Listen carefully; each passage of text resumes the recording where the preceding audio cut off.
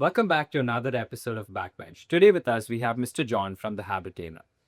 So the first question that we usually like to ask all our guests, were you a backbencher in school and college? Thanks for having me on the podcast. It's actually really fun to do this. I saw a bunch of your very esteemed guests, and I'm glad to be part of that. Yes, I was 100% a backbencher back in college and school. I used to spend all my time right at the back with a bunch of my friends. The teachers to come in, go left to right in engineering, and I used to just look at my friend, talk to him, look back, and the entire board is covered, and I thought, okay, definitely failing this class. So always been a backbencher and a lot of life skills from that. Can you share what is your most overly from what I know? A lot because this stuff upset plus they normally rather the purview of the teacher's eye, and a lot of cool discussions happen there. A lot of I want to break out, I want to do this, I want to do that. A lot of rebellious attitude comes from backbenches. You hear a lot of whispers from trying to do something different and new. So it's just like a little bit of an idea of alternate thinking comes from people in the backbench because they're not part of the mainstream sitting in front of class and you know going with the crowd. So I used to play a lot of football in school, so all of our tactics were always done in the backbench. Used to scribble on the desk and everything. Speaking of football, are you a Messi or Ronaldo kind of guy? I'm a big Manchester United fan, but I did watch Messi and Ronaldo live at the World Cup, and then I think Messi is really really talented, but I have to say Ronaldo. Yeah. So since you're a Man U fan, I think it's safe to say that you're finding failure and a lot of Yeah, a lot of was. I think more than manifesting being an entrepreneur has a lot to do with failure.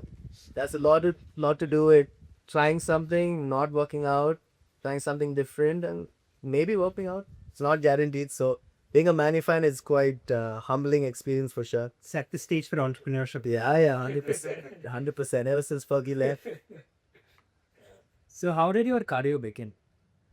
I started as an engineer. I enjoyed it. I studied RB College. I studied in district colleges before that. But I studied in RB and I learned how to become an industrial engineer. I got certified. And I worked with Toyota building cars. I worked with Rafael building fighter planes for them. I worked with Tyco Electrical to build Facebook's data centers. And I really enjoyed engineering, but I suddenly realized I was much better at convey complicated ideas than actually implementing the complicated ideas. So that's where my career started as an engineer. And then after I got companies for students. So I did sales for construction hardware, which is a very, very large Chinese conglomerate based about them. I called Kidlong, and then after that, I worked with the unicorn company Zeta. I was head of state for Kerala and Karnataka for their fintech company, and yeah, that was the start of my career. After that, I jumped into entrepreneurship with Haptic. So could you tell us the story of going from that to actually getting into real estate as entrepreneurship? Yeah, sure. I mean, corporate life is very, very. I mean, it's very easy for people who know how to navigate those waters. You can always get away with doing the least amount of work and make it look like you did a lot. Uh, Whereas, on the other hand, there are really successful people who build a good career in it as well. Entrepreneurship is one of the most difficult things. You get up in the morning. Sometimes you don't know if you're employed or unemployed. It just feels like, what am I going to do today? So you kind of have to make up your day. Almost 99% of people will shit on your idea. They won't be very positive to help you on your way, including parents, your loved ones. I've always thought those are the kind of people in my folks always encourage me, but they would never get the idea and they would always be the ones who would give you the worst feedback. So not listening to them, right? But if you are in a corporate career and you're doing well, everyone's going to support you. And I think entrepreneurship is the other way around. Until you're extremely successful, people don't support you. Yeah, they kind of tell you that it's not going to work out. Yeah, so it's a big mindset shift. We have a lot to do with self-esteem, self-confidence, and you tell yourself that it's going to work out. And maybe someday, 5 years later, someone will be asking questions like, "How did this happen?" So that's the little bit of a journey switching. Yeah, So how do you get the idea to start Habitat? very good question. I had to compliment my partners in this. I have three partners in the firm. Karan was the principal architect. I brought her to head of manufacturing, also came up with the concept of Habitainer. Got us all right? I decided not to do it, especially Zadu Chowdhury and Shiv. So we actually wanted to see how we could merge architecture and factory level processes together. It's not come as a generic background. I realized that there's a lot of efficiencies that you can pull off in the factory, and homes are so custom and built on site. We have weather conditions and we have all these things. We're sitting in a beautiful experience center of ours, right? It's fairly large, and it's hard to say that we assembled this in 3 to 4 months about 5 years back. But it's because 95% was done in the factory. So we were trying to see like how does that work in the Indian context, and we were very strict from the start that we didn't want to do it for the affordable mass housing segment or the porta cabin segment or the site offices, toilet blocks. We always wanted to build like high end homes. Now, if you look at it, I mean, 350 projects in, it seems kind of obvious. But upfront, you're like, which rich people are going to buy a box, right? I mean, it was a very hard question to answer. But the interesting thing is, yeah, once we came up with the first concept and the ideal model home, and we put it up online, and we got a lot of feedback, we kept iterating from there. So it was always looking at a piece of land, be like, okay, how do we architecturally solve this problem? Okay, how we engineering solve this problem, and then how do we do it with construction? When you look at it, all those lenses, you figure out that architecture plus construction uh, in a factory environment can create this kind of an output. And it's that mix and a good mix of COVID and a lot of free time, and people couldn't leave home, and construction workers were all migrating back. That all of these kind of brewed together to make this concept come to life. Yeah. Can you take us back? So you mentioned that you started back in 2020. Yeah. Can you take us back to, the start of like your first project? You finished 350 now, Yeah. but what was that first project like? The first project was obviously the prototype. Gaurav's dad funded it. It was very, very generous of him because my dad was not going to do it. My dad's like, no way, take the car and go wherever you want, but I'm not giving you any money. Karan's dad, very, very top architect in the city, is like, use the office, use our resources, but I'm not going to give you any money. And Gaurav's dad was generous enough, and Gaurav built it and had a decent aesthetic. And then Karan came in with the unique tweaks of it, and I kind of found the market for it. And then we took it to a property called Canterbury Castle because you're gonna have to display it in the right environment. You can't show it in a factory and be like, this could be a brilliant home for you. So you got to show it in an environment that kind of appreciates that. So we had two good friends of mine who owned a huge piece of land in Nandi Hills. It's called Canterbury Castle, and they invited us there to display the unit. And they had 1,000 plots. So we kind of showed it off, made a YouTube video, and then sent it to their community group, and got a lot of responses. And an architect and a really interesting entrepreneur as well, but the first two to buy. It was a very interesting journey because they're like, okay, are you sure? Because it was not cheap. It's not cheap, right? It's like the first ones now it's about 10 lakhs for the smallest one, and then we'll go about 7.5, 8 lakhs, right? And then the architect was Annabelle. She was buying something bigger, which was about 15 lakhs, if I remember correctly. So yeah, it had a lot to do with trust us. If this doesn't work out, we buy it off you kind of situation, even though we didn't have the money. And yeah, that's how it started. And yeah, I still remember meeting my client and going to his office, the entrepreneur, and he had a 50 lakh bike, right? He had this awesome Ducati, and I was telling him, you're someone who appreciates quality more than just a concept. So why would you build a regular home? Why don't you build something of a pretty cool concept? And just that he was, we were fighting the objections with him. He gets a big bouquet from his shoe company, and I never knew shoe companies kind of gives bouquets to their clients. And I was asking my partner, like, which shoe company? It's a Ferragamo or something. Right? Okay, how much is the shoe? So, like 60 grand. I'm like, okay, we have to get him to buy this book.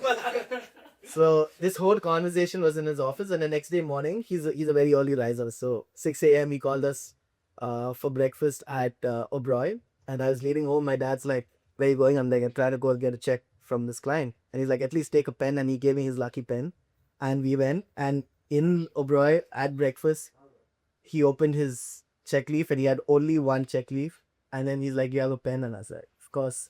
And then he wrote us our first check, and yeah, it all started from there. That's a very interesting. Yeah. Speaking of quality and again concepts, I'm sure that when you started, you must have faced like a lot of preconceived notions about prefab construction. What were they, and how did you clear those misconceptions? It's not only when it started, it's still there right now. We get about 1,500 people who call us every month.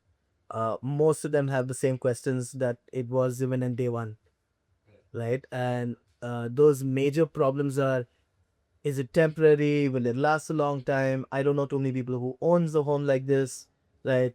This is something that laborers used to live in. Those were the kind of notions because they didn't have an interaction with a luxury product, right? They didn't have this experience center. So obviously in the start, when we used to repurpose shipping containers, we don't do that anymore. We kind of build our own structure. It has a concrete roof, concrete floor. Now it's a lot more close to a traditional structure than it was before them. So it is kind of hard to actually get people. But the interesting thing about being in a metropolitan city though is that people are willing to try different things. And as long as you're that kind of credible, we had a very big architecture background. So they're like, okay, if this architecture firm is going to do it, then we're kind of confident in doing it. In our first year itself, we did about average selling price at like 9 lakhs. We kind of did 10 to 12 projects in just like the first 10, 11 months. So that was also a lot to digest because it's not easy to do this at scale. A lot of people can do it 1, 2, 3, and that quantity can be managed. But once you have like now we churn out like 8, 10 projects, each one being like, 1,000, 2,000, 3,000, we're building resorts. To maintain quality there gets really complicated. It's not easy for everyone to do that. So yeah, it evolves over time. And these preconceived notions or misconceptions are always going to be there. Like, does it get hot inside? And I keep telling them, man, is it equivalent to a regular home? Yeah. Like, is it going to be noisy? Will I hear the rain? I said, of course not. Then they talk about security because you have a lot of glass. Security is based on where your property is. Like, if it's here in this beautiful, residential environment, you don't have a problem. But if it's in the middle of nowhere, like we have people in the middle of Narberole forest, I'm like, yeah, you might have an elephant tapping on your glass. I mean, it's kind of the nature of where you are. Yeah. Again, like this is a very basic question, but a lot of our viewers might not again know what prefab modular construction means. Yeah. Could you walk them through like the process, what it means, and make the case for like why they could possibly choose a prefab modular home over like your traditional construction? Yeah, of course. I mean, this is the maybe 50,000 time in maths I was discussing. No jokes, really, it might be. Right. So I'll give you the context of prefab and I'll give you the context of why in India you should do it. In the world is a very common fact why you should do prefab, right? Because labor prices are more than material prices, and that's why plumbers are millionaires in the US and stuff, right? You've heard of that. Yeah. Yeah. So that's the answer. But cable is a lot more expensive than material because you're started. But in India, it's not. Material is a lot more expensive than labor. Right. So why in India now? Right? That's why prefab is slightly more expensive than a traditional construction in Israel. This is the case. But that switch will happen when labor, like no one wants to work in construction too much now. They would rather be a security guard or work for Swiggy or delivery guy or eat Amazon, easier jobs, right? Alternate options. You have a lot of alternate options. You can be a clerk, you can be so many things. Rather than put brick by brick and break your back doing it. So there's going to be that transition, and that's where prefab will have the big hockey stick effect. But until then, the whole concept is same. We started as a urban buyer for the rural context. That means everyday guys in the city don't have so much bandwidth to go to the middle of nowhere and build something of good quality or work with a quality contractor because the guy will be like, yeah, I'll build you anything. Yeah, how much? Whatever cost you want. 2,000 rupees a square feet, 3,000, doesn't matter. 1,000 rupees also people say per square feet, right? But once they start building is when the real problem comes, right? Over there, the real benefit is prefab comes with a fixed cost because it can't vary in cost. Right? I'll give you an example. My own home, I budgeted 45 lakhs and ended up at 65 lakhs. I was 28. When am I going to get 20 extra lakhs now? I had to take a loan, right? But that happens in civil construction because you go and you see a tile that you'd love and it's 100 bucks or 150 rupees a tile, but you budgeted 70 bucks a tile. It's 70 rupees, right? But across 2,000 square feet is a couple of lakhs. You have double height ceiling windows and glass and all of that really picks up over time. But in prefab, it actually is a predetermined value of a predetermined product of a predetermined look and feel. And it doesn't have this variance. Another one is the fact that you can't bring a lot of labors to these smaller sites. Right? Say Todbalapur, Chikbalapur, Hassan, you're talking about Kanapura, Kool, all these kind of places where we thrive. We have a huge market in all these places. You can't assemble a large workforce and they're not willing to come for small things. And constructions is sequential. So that means only after the plumber does his thing can the tile guy do his thing. But if you take that same situation, put in a factory, it becomes like building a car. It's an automobile production line system, right? That, okay, you have the tire, you have the steel framing, you have the insulation, you have the electrical, then the plumber comes in, then the tile goes on, then the drywall, and it's a sequence. But over here, imagine calling Ravi, where are you? 1 hour away. Okay. 2 hours later, Ravi, where are you? So 5 minutes.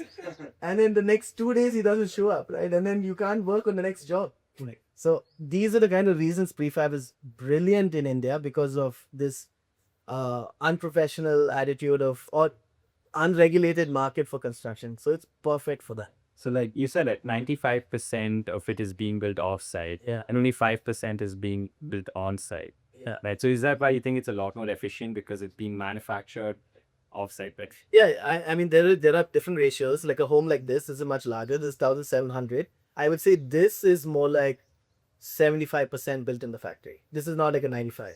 A 95 is like our pots, the one behind, right? It's lift and shift. Yeah. It's installed in an hour. Plug it in. That's it, right? Like now you have this new trend of capsule homes. I think it's for China and stuff. All that is lift and shift. So that is 95%. So it's super efficient. It's like building a table or a chair or a TV, or you can build it at scale, right? People don't like Xiaomi doesn't build one electrical appliance like a TV. They build millions, right? But how many developers build millions of homes? You have the tech shops like Prestige Embassy, even their larger projects are like 1,000, right? So in Western countries, prefab homes, there are home builders. The largest prefab home builder, if you guys don't know, is owned by Berkshire Hathaway. Okay, it's called Clayton Homes. They do 55,000 homes a year. Their revenue is $18 billion in the US. So, right, you can't even touch so many lives. Right? I'll give you an example. Okay, we are in a plotted development. If you look around, there are barely any homes here. Right? Because a typical plotted development will have like 200-300 plots of land. But maybe 20 people will build a home. Right? So I did a math when we started off from here to my factory in Dodbalapur. There are about 1 million, there are 10 lakh plots sold but not built. So even if we build 5%, that's 50,000. That's your Berkshire Hathaway scale. Just in North Bangalore. That's Berkshire Hathaway's, that Clayton Homes scale. Yeah, that's possible in India because of the population density. Yeah, so it's actually very efficient to choose this. I think the market now is adapting. It's been 6 years since we're doing this, right? Five and a half. So now the market is adapting to alternate styles, alternate looks. That also being said, we have a wide price range. We have homes starting at 10 lakhs and 1.5 crore, 2 crores. It just goes up. So because of the price efficiency, the efficiency of build, the lift and shift, you can resell this unit like a car, right? You can move it to a new location if you sell your land. All these aspects kind of give a very good case for prefab. So in your opinion, could we say that, as of now, India has been constructing wrong? That prefab, this is again sort of like a hot topic, but do you think that India has been constructing wrong and that with all the problems that we face, as you mentioned, with labor and with all of that, prefab is the future? Very good question. Constructing wrong is a very bold statement. I mean, at the end of the day, all of civil and traditional construction is about 100 years. Max, right? Before that, people were building with stone and limestone, and that's why your forts still exist, right? Your kings and queens weren't building with cement blocks and mortar and all. It's very new concept. So that's also kind of new, right? Yeah. Prefab is new in India, of course. That being said, in the future of construction, there are only 3 choices actually. There are only 3. There's no like 1 million choices, right? So there are only 3 choices. Precast construction, which is large scale concrete slabs being assembled. They currently use it for tech parks, parking lots, big residential buildings. You can only do that scale because there's a typical mold you can only pour. Right? The next one is 3D printing. I think you guys know. Yeah.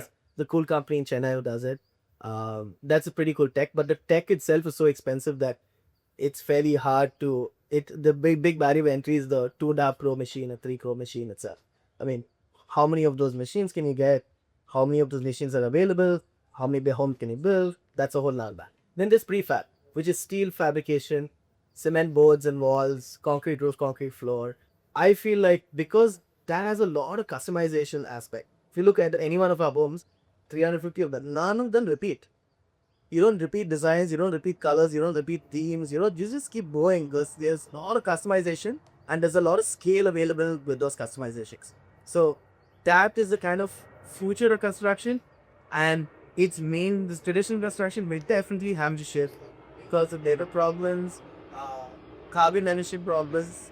Construction is 30% of all of pollution in within the world. You know that, right? Construction is one of the largest emitters after like cars and fossil fuels. It's the largest pollutant industry in the world. Yeah, So is it safe to say that PFAS is more sustainable for the environment? 100%.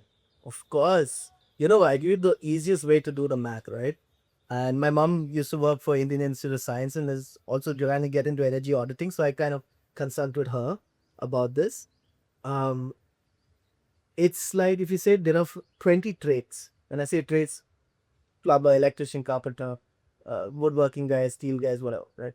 20 trades. 20 trades to build 50 homes, all come to one location, build the home, and the homes get delivered.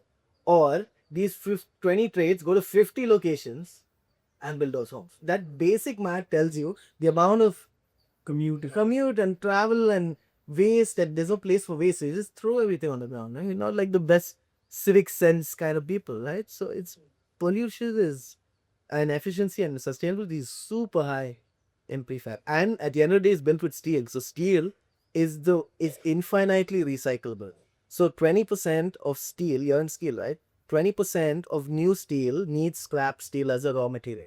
So it's infinitely recyclable as a material. Whereas concrete, the thing about concrete is, unfortunately, 50, 60, 70 years from now, right? Our large tech parks and, these commercial complexes will sit in a landfill outside Bangalore, as big as Bangalore, as a giant landfill. Yeah. Because they don't biodegrade. They don't, right? Yeah. They don't biodegrade for like 300, 500. They don't even they take up most to that level, but it's not going anywhere. It's just going to sit as a giant pile of rubble as big as a city outside a city. So like it being sustainable, is that like a major trend as to why people would start preferring prefab? That is like, we have a lot of enthusiasts who choose it for that reason. We do have a lot of homes which are solar powered. We have all our homes come with rainwater harvesting. We give a separate sump so you can collect rainwater. Then that goes to a decharge pit.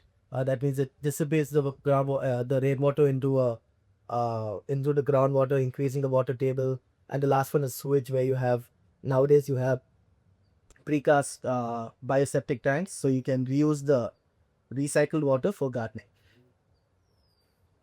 So mainly these are the three aspects. You have only plumbing, electrical, and sewage. These are the only three parts of utilities of mobile. So if you fix that, the rest of it is clean. Apart from that, LED lights, you have a little bit of IoT to monitor. Those are the basics. But if you look at the footprint to build, like the carpet to the load about, let's imagine that in a regular construction, that they will be living in that site. Right here, we work to them, they are only there. Yeah, factory guys, they don't live on the site. They live in better, nice housing right next to the factory or down the road. They finish building the home, they go back home, and their kids will go to school. But then these guys who work in civil construction, their entire life is on that construction site. Their kids grew up in the mud over there, in the dust. So all of those, and that's why it's cheaper to build in civil, because you actually kind of leverage a lot of these unfortunate situations. It's partly late. I wouldn't go that far, but I wouldn't say that, but it is the case. Yeah. It is the case. And so when I have a friend from Korea, his name is Sinha. So when I told him that I am shooting with you from the Habitainer, this was a name that was very familiar to him. And when I spoke to him further, he mentioned that Habitainer is extremely famous in Coorg. Why is that? We love the Porgies, first of all. I love coffee. I have a lot of Kurgi friends. We go for the Kurg Shanley, which is an annual event for all the Kurgis to get together, and we are always there. We were there in the first one, we were there when it scaled also. We believe it's a case because they have a very funny weather condition that is so beat monsoon from June to about November that their construction window is essentially 6 months. So like actually now is the best time for any Kurgi to even start to build in Kurg because we can finish before the monsoons. Because if you don't finish before the monsoon, then you essentially have to start again. Like you start and the monsoons hit, you just sit there. So And all that period wasted. all that period wasted because it rains 5 days in a row, right? But wait till it stops, right? Yeah. And then back in October, November is when you can restart. So essentially, if you don't start in Jan, you won't get it in that year. You'll only get it the next year. So that's why the Kurgis like it. It's kind of modern, and they are a community that's made a lot of money really quickly recently because of coffee prices going through the roof. Yeah. And agricultural income is, as you know, non-tax. So they have a lot of disposable income. They have this problem of quality labor at their property. They also have this timeline issue. So it's like all three aspects come together creates a good case for prefab, and we've been servicing that community very successfully for a while. And we're building our largest project in Coorg also, which is a 5-star resort for the Atmosphere Group. It's coming out very soon. I can't share more details about it, but once it comes out, you'll know. So you mentioned that you're also taking up a hospitality project in Coorg. In addition to residential and hospitality, what are the other viable options for prefab construction? Yeah. So we started with Resi because it's fairly easy use case. People have multiple pieces of land, so they want a home to utilize over the weekend. Weekend homes became a trendy stuff. Hospitality, like a home like the one we're sitting in, does about 2.5 lakhs a month. That comes up to almost 24 lakhs a year. So that becomes a really interesting aspect because people can not only utilize their homes, but they can also earn a significant rental income. And we have homes that do even up to like 75, 80 lakhs a year, which is really nice 5 BHKs pool experience. The other segment that we are really, really popular right now is marketing offices for developers. So we build for Prestige, we build for Embassy, for Bhartiya City, for Brigade. Basically, Kuzu or Bangalore kind of use our product for uh, marketing offices. That's the similar use case where they want something high quality, relocatable in a short period of time. So this trifecta kind of creates the best case scenario for prefab, and we also do smaller kiosks, spec cafes, but we don't concentrate too much on that right now because the office space it just blown up the whole of last year. I think almost 40-50% now is mainly offices, and a lot of homes have. We don't have time for homes now because the home buys a lot more patient. Office yes, I did it yesterday. Me, so man, like why did you call me like 1 month back? So I think our question. So earlier you mentioned that you've done like 350 plus projects, right? So what are some unusual requests that you've come by and that's made you think like, okay, wait, I can do that? Yeah, it's not very obvious in the start the solutions for these unusual requests. So we have a lot of projects that are in the forest areas. So there's these two clients who wanted in near Nagaroli forest. So it's an elephant corridor through their property. So they wanted to build it off the side of a cliff.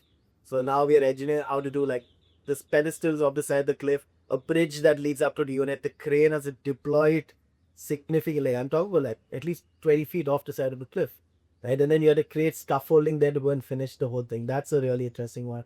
We did 2 private islands in Maldives. So the client wanted to do one of the largest hydroponic setups in the world. And this is where a lot of our architecture and project management comes in, right? Because we didn't end up building it, but we were able to source prefab from around the world. So we did from Israel, from Turkey, from Bali and China as well. So we bought all the prefab there. So we had to cut the reef. For that, we will go to meet the UN. It submits something called as the UN EPA, which is an Environmental Protection Agency submission. Get that approved, dredge it, bring something called as a landing craft, which is essentially the largest ship you'll ever see. The ship back just opens up like that. We have people and containers and trucks and cranes coming off the back of it, and then they assembled a mosque, and then they assembled some housing, and they assembled a whole bunch of stuff, and then we had to have a desal plant, which is to get purified water from the sea. For that you needed a genset. For that you needed fuel. The fuel had to come from a whole nother island, and then you had the whole hydroponic setup, purification tank. Oh, those are so many different kinds of And then the client went and bought a bunch of boats from Dubai. And then he's like, okay, I got 3 boats now. I need a place to store boats and a jetty. And we're like, Bangalore is where you find a jetty. You don't see a jetty at all around here, right? I mean, if you're from Kerala or any of these places, you're familiar to boats or go in, you're familiar to this. Right? So these are kind of few requests. I mean, up a mountain on the beach, all this is kind of normal now. These are the kind of things that Must come with like a steep learning curve, right? it's always a learning curve, and we have to credit our clients. They're very enthusiastic people, always eccentric, enthusiastic people who are willing to try different things. So we're very lucky to attract that kind of clientele, and we're the kind of company you can't pull stuff like them. You don't say no upfront. We kind of are fairly accommodating. This year. Talking about innovation, you recently did an AI-powered detail outlet or SAP. So the convergence of AI and like a real estate Europe, that was quite a security that is Yeah, of course. That was one of the most special projects of the year. So SAP is no largest and second largest started Google as a software company. It's EBT. It's really big for the Europe, and they power a lot of supply chain and a lot of things, right? So when they reached out to us, they were saying, we wanted this retail experience to give to a lot of people around the world, and they had one such store in the world in Waldorf in the head office, and they were launching a campus in Bangalore, 45 acres, 30,000 people were going to work there, and they had a very short timeline. They had only about 45 days, right? 50 days or 60 days, including the design phase, because this has a lot of design aspect, right? Then that's why you can go so fast at building it, because if it's all pre-planned and designed, then you can smash it. So they came to us and they said, okay, we want to do this. It's unmanned. There's no one going to be there. People are going to walk in. The AI is going, with all the sensors, going to detect your face. You can pick up anything from the shelves and walk out the store. It's going to deduct straight from your bank account. And we're like, that's awesome. How can I help you?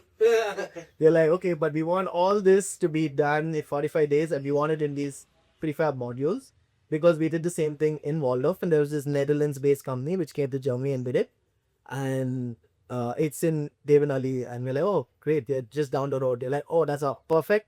We want someone who's close by, because if anything happens, we want quick assistance. They said, cool, let's do it. So took about 10 to 15 days to create the design, and they were again very accommodating by saying, you know what, we're going to learn on the way, we're going to figure out how to do this on the way, but let's get started. And we started building it. Then so there's something very technical about it. It's called MEP, mechanical, electrical, and plumbing. So that aspect is super important, because where the wires go, where's the motherboard, where's the panel board going to sit, how's it going to be powered, what's it going to be run on, all of that aspect, where does it crisscross, overlap. So all those things are super difficult to understand. So we had to hire an external agency to actually help us. We don't normally do that technical MEP. And they came in. Then Apollo Power Systems, a very, very technical company, it does electrical contracting. They came in. Then we put it all in place. We did all the woodwork, everything. And in fact, there was a huge canopy outside that we told them we won't do the canopy because it's too short time. Then in the middle, my partner Gaurav was full confident. He's like, you know what, we're going to build a canopy too. And I'm like, we don't have to do it. You don't have to commit it. No, I want to do the canopy. We built the canopy, and on the day of the launch, it was pouring. In fact, no one was allowed inside the store, because it's a small, it's about 1,800 square feet. So you can have like 20 people at max. But there were 400 people outside under the canopy. And I was telling Gaurav that day it's pouring. I'm like, dude, good idea. Building that canopy. Otherwise, no one will be able to experience the store. So the MD of SAP inaugurated it along with the chief minister. A whole bunch of great things happened after that. And hats off to our team, our production team and engineering team, design team, Vikas and all these guys, Aves, couple of my boys, they all work night and day to actually make this possible, like literally night and day. Guys slept on the side, woke up, continued fixing stuff. Yeah, and then you had to give them a week off or something. Where is the week off? Yeah, and it's like the second in the world. So there's no other experience center like that in the world. So yeah, that was very challenging. Can you walk us through the process of actually ordering of purchasing a home franchise? Yeah. So the homes are fairly straightforward. It's not as complicated as this project. the homes, you have two parts. You have a custom and a standard, right? The standard is typically under 1,000 square feet. We give you pre-designed floor plans, so there's not much of an architecture phase. But we come to your site, we look at accessibility and all of that stuff. You choose the interior elements, goes to production, gets built. I think it takes about 45 days to about 60 days in factory, depends on how much load. And then finally, you have the on-site phase. So it's just three phases: architecture, production, and on-site. Where we stitch it all together, transport to the site, stitch it all together, and then hand over the key. But if you go into a custom route, that has a journey of design itself about a month, right? Because these are larger houses. Like these are like really, statement homes that people like wanna, oh, I got this awesome house. So that takes about a month. Then the production takes a little longer, but on-site takes quite a bit of time because you're stitching a big home together. We're talking about 2,000, 3,000, 4,000. Now we're trying to do a 5,000 square feet on the beach in Chennai. So that's going to take some time, right? That's going to take, like in our world, 6 months is like 6 months. But if you look at like a regular home, interiors take to 6 months. So, like we're talking about with interiors, with exteriors, with utilities, with the pool, with the foundation works, with the architecture, 6 months. So that's quite fast. Very innovative to say the least. Yeah, it's quite fast. It's quite fast. Speaking of innovation, do you feel like every successful innovative company that's ever like been built, it's not just one person. It's like a bunch of like great minds coming together. Yeah. Can you tell us a bit more about the team at Habitainer? Of course, I feel like all of them are significantly more talented than I could even do justice to explain. It starts with the architectural team. My partner, principal architect Kunnath, a childhood friend of mine. We've sat together like you guys when we were probably 10 years old, grew up in school. So he's one of the most talented architects I've met. I've met a lot and gained a lot of experience because he did a lot of projects. He would he's probably done as much as projects as someone in his 40s or 50s.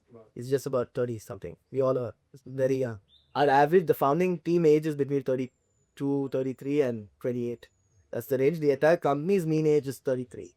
So it's very difficult to work with us if you're slightly older because you have to always think differently. The pace is much different. So it starts with architecture. They set the tone. I'm not going to talk about my department. It's just sales and marketing. They obviously do a good job to bring in the folks. But architecture is very talented. We have a great team in architecture and we have structure-like house. So they help take the design and make it like something that can be built. That's engineering, one architect. So they transfer the engineering. Then I have border who's our creative production, also the MD of the firm. He can solve any problem. Right? He's like the guy at the factories, figuring out sites. He can like look at a photograph and be like, call, and then he'll call. I'll take photograph with my drone and he'll zoom in and he'll call someone. Why isn't that cottage number 52, this particular thing not done? I'm like, how did you even see that? Right? So he's extremely gifted. Like he can walk into a space and see like 20,000 mistakes. And I'll walk in and be like, look at this place is awesome. Like, so he has a very, very good quality mind. Shiv, he's the brains behind a lot of our operations. He's the planning. He's the guy who keeps us on afloat because he manages a lot of the finances. A company like us has a lot of inflows and outflows, right? We have a lot of vendors and we have a few customers, so we have to manage that really well. So he's a lot. I brainstorm a lot of our business models and stuff with him. We started a rental model where we give stuff on rent to some clients. So we kind of innovate a lot together. So yeah, we would be nowhere without all of us working together, and it's the multiplier effect of four of us that actually is the cumulative of Habitainer. Yeah, it's not any one person. Can you tell us a bit more about the rental model? Yeah, that's a very unique model, mainly because a lot of people don't know if they want it till you give it to them, and then they want it, right? So we started this with Backbnch, which is a very, very dear company to us. They have a cool resort by a lake and stuff that we helped set up with them. And we gave it to them because they were kind of, a little short on capital. And also, we wanted to try this model. So there's a little bit of both. And then it did really well. And that was a rev share, not a rental. Then you're like, okay, fine. We're okay to even have a fixed rental because it still does pretty well. And we started giving it to resorts. We gave it to private housing. We gave it to like Lucky Ali, who's a big musician, and he's like, I don't want to buy it. And then we tried for 2-3 years, and he gave it back. And we have clients who have it, who take it and then put it on Airbnb and make more money on that. So yeah, that's a pretty. It's a little capital intensive. I mean, we have to foot most of the capex costs, but we kind of are very choosy. We have about 10, 12 out there. We have mostly an investor model that investors can buy this and deploy it, because we have a lot of clients who have hillside properties, mountaintop properties. I mean, it's only valuable if you can rent it and sublet it and then make more money. So it's like a rental arbitrage that our clients need. And he is able to, by saying that your expenses are fixed, but your upside is. So he could probably take it for like 50, 20K and make like a lap of it. That's the kind of arbitrage that is possible for our clients. Yeah. But we were a little choosy about who we give it to. Yeah. You mentioned earlier that you had about how many inquiries coming in, like 1,500. Yeah. About 1,500 to 1,800 a month. Yeah. That's a testament to like the sales and marketing being done at Habitainer, and I think you're being very humble about it when you did not elaborate on your team. But can you tell us about your sales and marketing process? Because you have a great product and all of that. That's amazing. A lot of great products are out there in different industries. But unless you can actually sell and market that product, you're not going to get the money. Good question. Yeah, pretty sure. Okay, in the marketing team is a fairly lean team. I have a couple of geniuses that help me with what they do. Again, I think the average age of the marketing team is 22, 23. Yeah, 23. Should be 23. And they have a risk it all mentality, which kind of gives upside, right? Like, let's try different things. Let's position it in this way. We have a positioning. I think it all starts with positioning, right? We don't do it below a certain quality. Like even the home that you're in, you can't get something less than this. Just the minimum. You can already do something better than this. So how do you convey that? And then also not kind of insult people, because a lot of people don't have the budget for it. Like a lot of people don't have the budget for it. Like, and a lot of people aspire to buy. So you have to create that aspiration to buy, while also finding in the mix of it the right customer that you're willing to deal with. And then most of the time we go to site and actually vet it, deal it before the architects come. So the sales and marketing team has to be smart enough to even go to a site and be good enough to recommend like an architect, smart enough to see if the truck can reach there, as well as manage the customer to see if he has the right finances allowable for this entire mix to happen. So, I mean, it's because of the kind of background I had myself, that because I built my own home, I built projects outside of Habitainer. I was able to solve problems even for customers without an architect, but obviously not the aesthetics part and not the planning part, but just, is it possible? How is it possible? When can it be possible? And what kind of budget you should have? So that's one aspect. And of course, social media is a great propellant, because one thing that goes pretty viral is us delivering projects. Like, a whole row of trucks. Yeah. We've seen that. It's all over. That row of trucks. We just missed one, unfortunately, which went to Chennai. 10 units in a row. We sent something to Chikmagalur, which was 8 trucks in the middle of a coffee estate. I think that those are kind of things that are very unique to our industry. That it's easy to go viral on stuff like that. It's very cinematic. Just having that like those. I do all the drone shots, by the way. Okay, you did that yourself. Yeah. I do all the drone shots. That's amazing. You're a man of many talents then. Yes. In your sales, marketing, you're also a drone pilot. Drone pilot, yeah. Very amateur one, but at least I don't crash into a tree. Yeah, the shots do not look amateur at all. They're running. No, that's the benefit of shooting in a drone. Like, if you look at it, cinematic shots were only possible with helicopters. If you look at any of your, have you seen like Bad Boys 2? Yes. All that are helicopter shots. And now it's 4K camera on the back of a thing that flies. Yeah. Not that hard. Not that hard. And initially also, we never had professional photographers. I took all the photos of the units. It's just that you just think through the lens of who sees it, not what you want to show. That's the only difference. You never talk in terms of what you want them to think. It's mostly what they want to hear. It's just that small shift kind of gives you an advantage. Right. So the Habitainer is barely a new like category in India, let's say, right? So you spoke about like transporting all of your units and like a line of trucks. So do you face any like regulatory hurdles or any like challenges that you had to navigate through? So what governs construction in India is something called as the National Building Code, NBC. It gives you the guidelines on how to build. Our units come under something called as the prefabricated steel structures. How you build a industrial shed, a factory is very similar to how you build this, right? Except that you slap on really premium materials, you position it on the line in a really nice way. A lot of our clients always ask us, is it a temporary structure so they can get away with permissions and things? But normally you don't get the right utility connections. So we always submit something called as a plan sanction to the clients to submit to the authorities, and I would say 99% of them do it, and it's still deemed as a regular structure. It's a small process doing it. But apart from that, India is a very flexible place to try something new, as long as, and none of the material we actually invented. It's all standard material in the market. It's just the process of buying, the architecture behind it, and how we actually deliver and manage the client is the real innovation, if not the material. So the material is all standard material, so there is no regulatory hassles around that. Right. So for like a buyer, is it like the same sanctions that I would get for like traditional? Right. It's similar, same. Very similar, straightforward. We provide all the sanction details. Just have to submit it. Now we have a fast track process of submitting it too. So it's quite it's a very simple process to purchase a home and then have it installed, and then maybe you go live in it on the weekends, or you like to maybe put on Airbnb. It's quite a simple process. It's extremely simple because your decision making is reduced, right? You know what is the hardest part of building homes is actually getting your own family to agree to what you build. That's hard. Like I'll give you an example. My home, me and my mom, for the first time, had the biggest disagreement on what tile we had to do.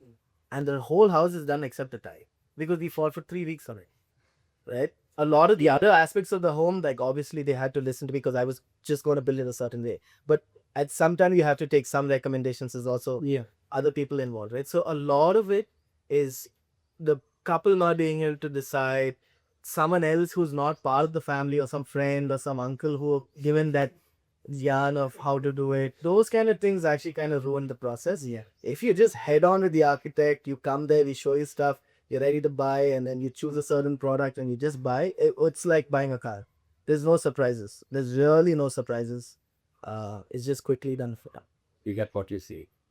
Yeah, that's why we show people, right? We bring people here. We spend a lot of money trying to build this up. It's a added benefit that it makes a lot of money now. But the fact that you touch and feel, you can see it. It's a warm day. It's sunny. Is it really hot inside? It's not. Like we don't switch on the ACs when people come, so it's not like a environment that is curated for them. It's an environment like it's a home. Like, does this feel like your house? Yeah. And most of them are Greek, so it is what it is. Yeah. And like a thing that I must say is that, again, like when we read up about like prefab construction or whatever, from the outside it looks beautiful, but I don't know, I think I always had this thing that like when I went in, it would seem a little bit different or anything like that. But the inside, the only reason that we've not shot inside is because it looks absolutely normal. Like you cannot tell the difference. That's the unique thing about what I did. I found out in the research of marketing, because we do a lot of feedback from the community, right? Most people, when you share them the interiors, you're like, yeah, I can believe it looks like that in the interiors. This looks like my apartment, or it looks like a resort that I would go to. Just show me what it looks like from outside. Because they can't believe that it's this outside and this inside. Yeah. Because it has to translate. And I don't want to comment on other players in the market, but I mean, it has to be. See, the thing is, man is a very aspirational being.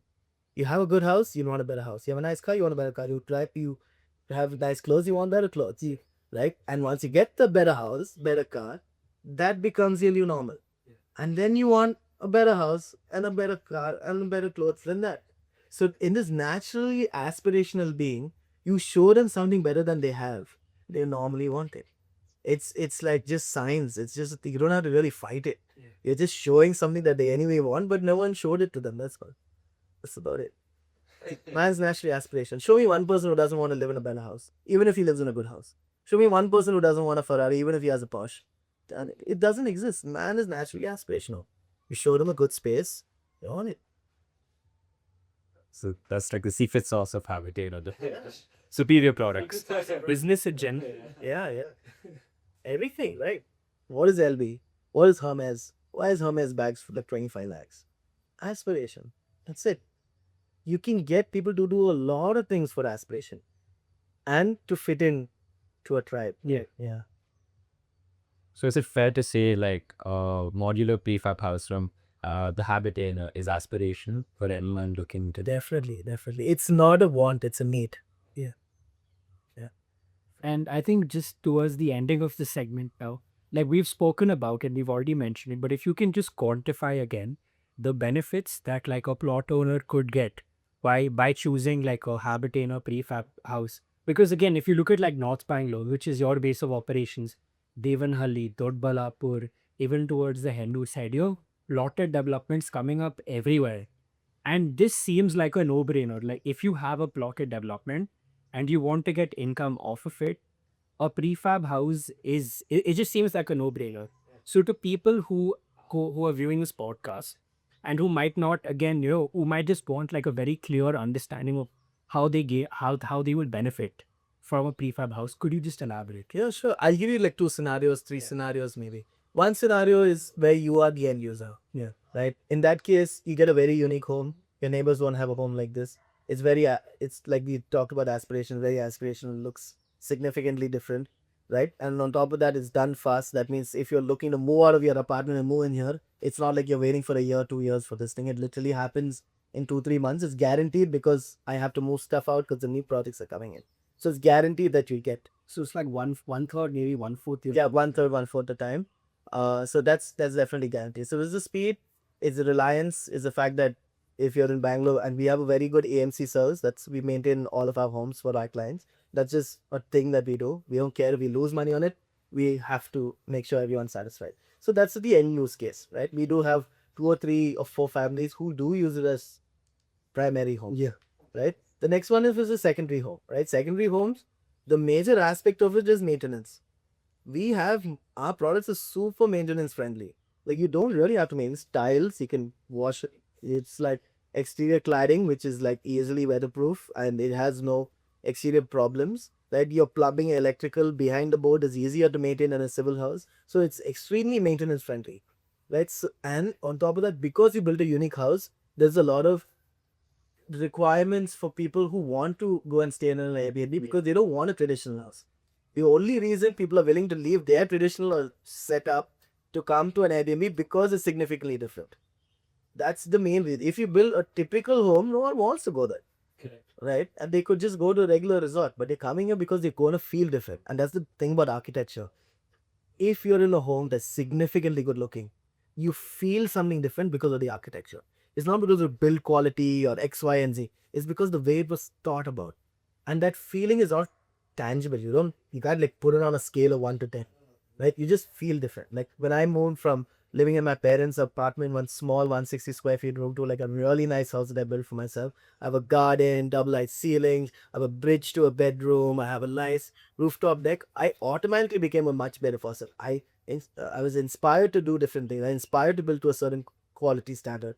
And the interesting thing about all my partners is we all have one such really cool house that we live in. It's not this way. We're showing you, hey, buy this, and we don't live like that. We live like significantly well. We obviously earned it, but it's because the people we become after that.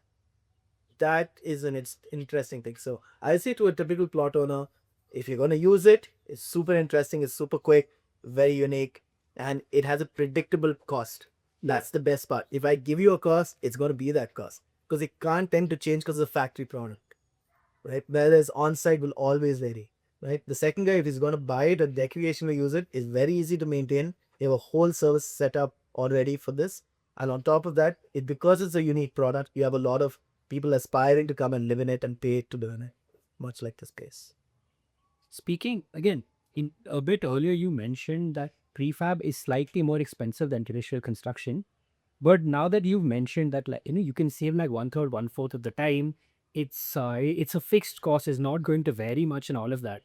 Don't you think that, like in a way, prefab construction is sort of cheaper than traditional construction? Yeah. Very few people see it that way, but it is the truth. Yeah, it is the truth. Like if you have price predictability and time predictability, and you have someone who's giving you upfront sticker price, Yeah. rather than a variable thing, it's very, very, very economical if you look at it in that sense. Yes. If you just look at it, okay, buying a small home, but it costs a little bit more money. That's only because contractors are not willing to take small projects. Yeah. Right? Because the floor area ratio doesn't work out. That means no one's coming to build you a 600 square feet home. Correct. Unless it comes out of a factory, it's not efficient to build a 600 square feet home for someone for 20 lakhs. Right? How much will the contractor earn in a year? 10%, 2 lakhs, 15,000 rupees a month. He makes one mistake, the whole margin is gone. Right? So no one's incentivized to build those kind of homes, first of all. And on second stages, it's very expensive to build poor quality homes. Right? Because you're continuously maintaining these kind of houses. So economical homes which are not built with the best standard of materials, built in a shortcut or easier fashion, tend to be more expensive over time. But companies like us who kind of give you the upfront cost of things are perceived as more expensive. And there's no two ways about it, I feel. I think people are just going to have to get comfortable with the fact that construction cost was something when they started off and is something now. Especially after COVID, all the material costs have gone up, all the labor costs have gone up. And people are building it with a lower and they can build it in city and free space. Or a 6 day of that. So if the factors are building a big carriage are these. The labor costs, you start transporting raw materials on a time. Even if they give you like a sticker price of let's say like XYZ, by the end of it, it might become like 1.25, 1.5%, 1.5 times years. Very misleading, and unfortunately a lot of people get stuck in this. Yeah. And I really sympathize with them because it's not a small purchase. It's an emotion thing, man. Emotion is one, but at the end of the day, see, if you make a mistake on like a smaller product like a camera, this yeah, how much will it cost you? Like 10-15 grand extra, right? You can borrow it from your friend, fam, someone if you don't have the money. Yeah. This is a couple of lakhs worth of a mistake, right? This is not something you can easily recover from immediately. So the kind of responsibility that you have while taking up a project like this, because I mean we do have a lot of affluent clients. It wouldn't nudge most of them, but we don't. We also have a few people who are not in that category that their life savings is this. Yes. With someone like that, how can you not give them the right answer? How can you not give them a price predictability? Because at the end of the day, if they go bust building your thing, you go bust, right? Correct. So not a lot of people think of it that way because civil guys are very happy with just leaving it semi-finished. And that's why when you see some projects, it's like semi-finished, like once 6 months no one will be working there. Yeah. Either the client went bust or the contractor ran away or some cash flow situation, right? Otherwise, everything gets bid fast, right? There's no, if you throw money at it, it'll get solved. So that way, PFAB has no option but to be built fast. Speaking of architecture, you have your own in-house architecture firm. Could you tell us a bit more about that? And do you think that position, like we spoke about positioning earlier, do you think that gives you like a unique position as compared with other type of manufacturers? Yeah, architecture is always more working. They're designed that this. The whole architecture he aspect came in about 3-4 years back when we started working with extremely big builders as well. And they are like, dude, I have a whole team. Can you just design for me? Because I love your design. We're like, yeah, why not? And then that snowballed to become a very big thing in itself. And the largest project that we did architecturally was the private island, the 2 private islands, right? And over there, you're going to go and say, you know what? I'm not going to come to no man's land and start to build. So architecture is leveraged there, right? And the thing about architecture is the exposure of the architect is as important as his ability to understand what the customer wants. Because you can spend 5 months designing something and still get it wrong. Or you can just in a week or 2 weeks, or even sometimes now we try and hit it in like 4-5 meetings because AI is there, so you're able to like simulate it faster. But at the end of the day, the product is still a rendered product through a journey of design consultancy, see the wind direction, see the sun direction, where does the exit, where's the entry, where's the vastu, how does it come in, how does it go out, right? Because all of those things kind of matter. Yeah. And we've actually kind of done a very good job of fast tracking it, and we are actually, I would say, not even market price, or slightly below market price, even with the kind of designs we have, because we have the scale of the construction company to like back us up, and architecture is a big passion, and I think a lot of restrictions create better designs. I don't think a lot of people understand that. Like restrictions, like there's a north shade side. like someone giving you a bad view or like a very slopey side. Those restrictions create innovations in design. Or if you give someone a flat line, it's very difficult to choose what to do. It's like anything, right? But if you give a constraint, and these constraints create great outputs actually. That's like the engineering mindset there. Yeah, I think it's a design mindset. The engineering mindset is how to efficiently do what they design, because it's not always efficient the way they design. That is kind of the case, right? Because they try and solve a lifestyle problem, they try and solve an aesthetics problem, they try and solve a quality of look and feel, but it's not always efficient cost fast. That's where engineer cuts in, stacks it with everything. You got a line here, anything on that side of the line, you should do. Anything on this side of the line, issue network bus is going to cost. It just is ridiculous from there. Why would you cantilever a pool, infinity pool on the second floor? That's just going to cost a lot. Right? But can you build like a lightweight pool just off the side of the first floor or second floor? Something different, right? Those kind of days. In terms of, we're going to come up with a lot of new products this year actually.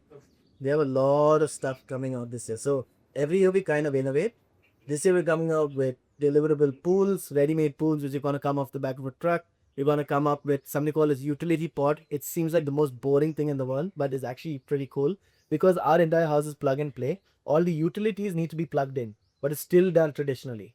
So, relocatable sump where you store water, relocatable harvesting tank, a relocatable, what is that? The bioseptic tank, all your AC outdoor units which sticks out of the structure, which looks like reality, your geysers, your pumps, your gens, everything in one unit. That's called the utility pods. We're going to come out with that. The relocatable pools, we're coming out with our new set of standard options with slope proofs and innovative styles. So the off the truck, that big structures on the truck that you see, we're going to break them down into smaller parts. So we can go up mountains easier, we can go to further places, we can give it to people who are not part of the company to even assemble it. So we can send it abroad, we can send it to any country in the world because it's all flat pack like IKEA furniture and deliver. So these are all the continuous innovations that we're coming up with. A lot. I think April we can see all of that hit the market. Yeah. And every time Jan to April is our innovation time. And then after that we run the year and seeing how people like it and things like that. And we tested it in Cool. Okay. Yeah. Our cookies are like so open-minded. They give you all the right feedback. Chilled out guys. As long as you like have a beer with them and you talk about coffee a little bit about the weather and how Bangalore has changed. Yeah. They are always keen on helping you. That's like their sweet spot. Yeah. Speaking of innovation, could you share some places, some firms that you've actually taken inspiration from? Yeah, around the world, there's a lot of great stuff, right? So in Bali, there's a great company called Stint Studios. I love them, right? The founding team itself has gone to 9 countries in the world to meet modular construction guys. Gaurav's gone to Germany to meet this very large Container Works is a big company there. I got to Dubai and I met a couple of guys there. Shiv's gone to Canada and research there. Karan's gone to Bali, Izuwatik checked out these guys. So we've gone to multiple companies. Our favorite company, Clayton Homes for Dubai, is a North Star in terms of revenue operating. But it's coming Australia for the monsters. Oh my god, yeah. Beautiful cookies. Beautiful cookies. Beautiful homes. It's like, if you could dream the best dream of the best home, it would be a Monster Farm. And that's our North Star in design because design is a very important part of what we do. So You seem like one thing like we've like noticed about all of the guests that we've had on, they're all very passionate about what they do. How much of an importance do you think passion plays in building something truly remarkable? yeah, I would someone say over passionate. I don't let anyone go. Like I talk about it in weddings, I talk about it in like dinner parties, and like my wife can easily pitch and sell a Habitainer home because of how much I talk about Habitainer around her. And you know what happens? Like I meet a lot of new people. I'm an extremely social person. So when I meet new people, everyone goes around and asks, okay, what do you do? And what do you do? What do you do? And then I try not to say anything because I know like if I start, like it kind of goes south. And then suddenly someone will just repeat, hey, by the way, what do you do, John? And then my wife like, oh, there it comes. So yeah, passion is a very big part of it. I love what we do. I'm obsessed with giving the best solution, give the cool home, seeing my clients like life change, going to that house 2 years later and having dinner in that house and be like, dude, remember we were sitting on that rock and be like, okay, we put the house here. You know, those are like the moments that changes your life. Yeah. Because the beauty is I used to work in software before and it's all intangible. You can't really touch your result of your work, right? But here we are. You're like at some point in time we thought of this in like a SketchUp and we're sitting at the and we're like this outdoor deck is gonna be so cool. You can look at the lawn and you know how many people have had that experience. So I think it's infectious. It's been infectious that I have so much passion. And what I try to do is like transfer that enthusiasm onto somebody else and maybe they kind of catch it. And I hope that's what propels our brand and our company. Because like I love it. I just can't get enough of building cool stuff. Amit, the final question is to podcast. What do you hope that, the legacy of Habitainer is going to be? Wow, that's a very cool question. We think about this a lot because my partner Arun, he has a very, very old company. He has a 55-year-old company, and we see them go through that decision, and it's 3 generations in now for them, right? And I listen to a lot of podcasts of generational companies and stuff like that. We hope it becomes an institution, becomes way bigger than any one of us. It doesn't depend on any single person to be what it's going to be, right? The legacy of Habitainer, I would say in the future would be, thousands of homes are coming out of the factory, hundreds of people are getting products immediately. Yeah, they're able to move into their dream project. They're able to relocate. Someone who has a house in Bangalore gets to move to Hyderabad and not big. They only get shipping moving for just their furniture. They get a shipping moving guy for their full house. Yeah, so that is a very big aspect. A lot of our hospitality clients would have like very unique accommodations in many unit places. We are able to fund a lot of those accommodations through our revenues and things. So we have like hundreds of resorts getting built with us. I would love to get into plotted development myself. That's like my dream come true to have a large layout full of Habitainer homes. I would say any day now. That you have a bunch of like real estate guys kind of work with us, some big names, some small names, some nobodies. So I think it's good to start with the nobodies because they have a lot of risk-taking ability, and rather than the big guys who are very scared to fail at a large level, right? So I think getting into plotted development at scale, stitching the land and the home together, having a centralized hub and sending products around the world, that's another big part of what we do. And yeah, I think some big CEO, some very extremely smart guy, maybe not like me, maybe way smarter and polished than me, will be able to like take this to a whole nother level because it's been growing and we've been doubling it really quick, and the complexities of building something like this is really, really deep. So I had to like tip my hat to all my practitioners because I know the way puts a lot of sleepless nights about if what are you doing here in the middle of nowhere conversations. And yeah, I think legacy will be for extremely robust and people with a lot of grit will be able to survive in this industry because otherwise if you're not passionate, it's faint of heart, you're trying to run behind a quick buck, you see the fact that we build like high-end homes or high-end clients, you think you make a lot of money. I think that's like definitely a wrong approach. I think the approach should be how do you scale this? How do you give everyone the best service? How do you give after sales service? Like, it's not just you transacting, you're also like part of the community. How do you make sure that people have lifetime value? How are you able to resell their homes even though they move their homes? How are you able to like move from just architecture to building to real estate as well and influence real estate? So our parent company is called Alternate Real Estate Experiences or Altri. So that kind of gives the North Star that we are trying to do something that's not the norm. And we are always in the fringes. We don't want to be the mass. I don't want to be the biggest home builder in India. I want to be the most niche, the boutique, the ones that do the most interesting work. And, that seems like a Habitainer project. That seems like no one else could do that. That's where I hope the legacy goes. Yeah.